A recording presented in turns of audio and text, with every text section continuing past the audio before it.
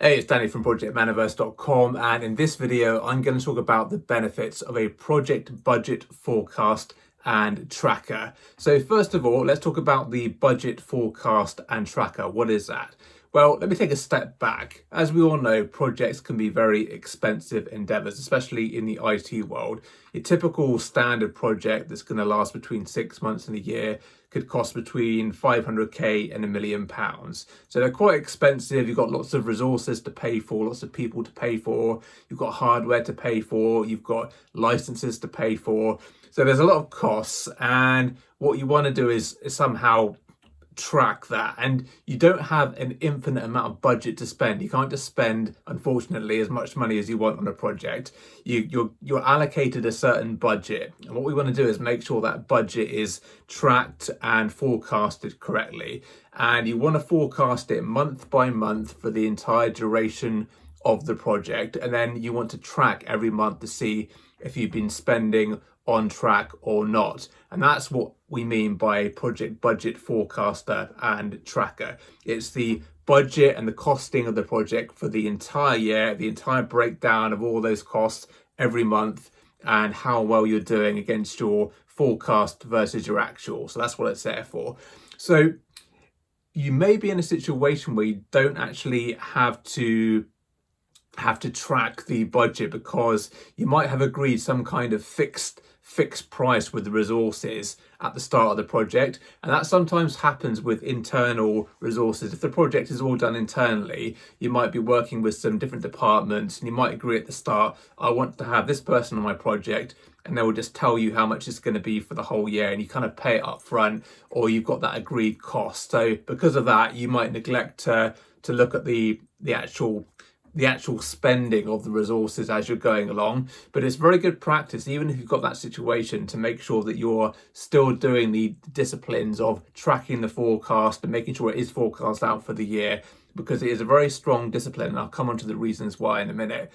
Also, you might be in a situation where you're just a bit lazy, and you've got your budget agreed at the start of the project. Someone's agreed for you to have, let's say, £1 million, and you just keep spending the money until it's gone. You don't want to be in that position at all. You want to be a bit more structured about it. You want to be a bit more robust in your tracking of expenditure. So you want to make sure you're doing it properly. That's the main key point I'm trying to make here.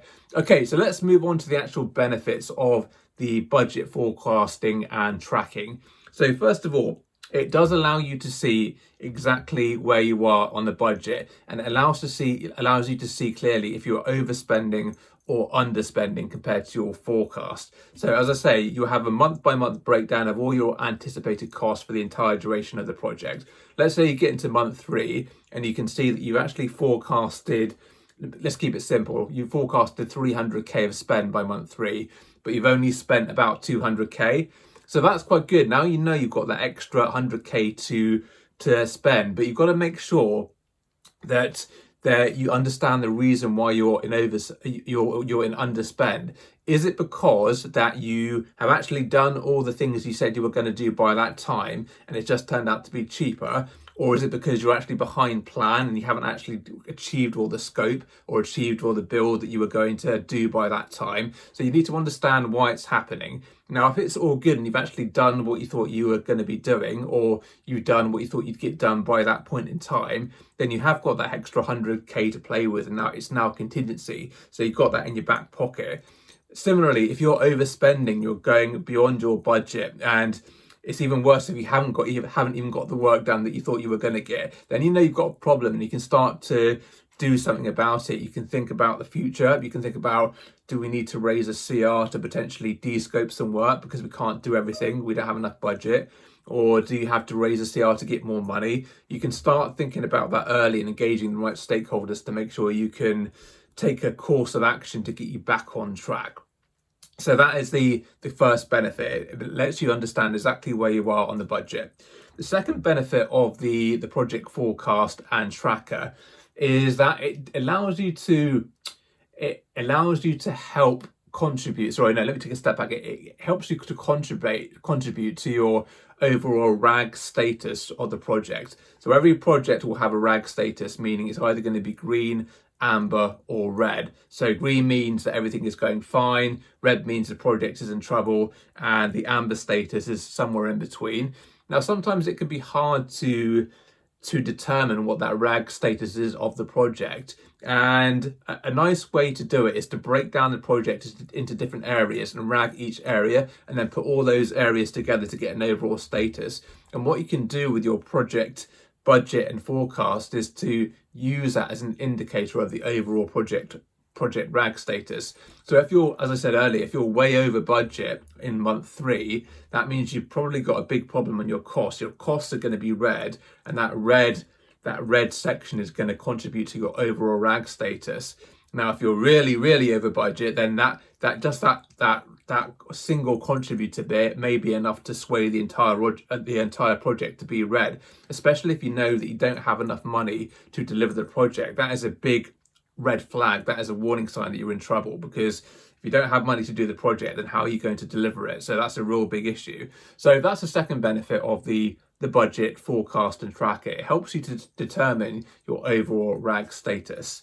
Now, the third benefit of the budget tracker is it makes you pay attention to what your resources are doing a bit more carefully. So if you've budgeted or forecasted for a team of people, and some of them are half-time, some of them are full-time, you want to make sure you're getting your money's worth out of those people, especially if they're charging to the project. And this is especially true with very big projects where you've got lots of resources. It can be very hard to keep track of and stay on top of what everyone is doing in the team. So by having this forecast and budget, it does make you pay that a bit more attention to what you're doing. Because if you're paying for someone full time, that's going to be quite expensive. So you want to make sure you're getting your money's worth, and you want to make sure they're doing something and producing some results, and they're actually contributing to the project in the way that you thought they would be.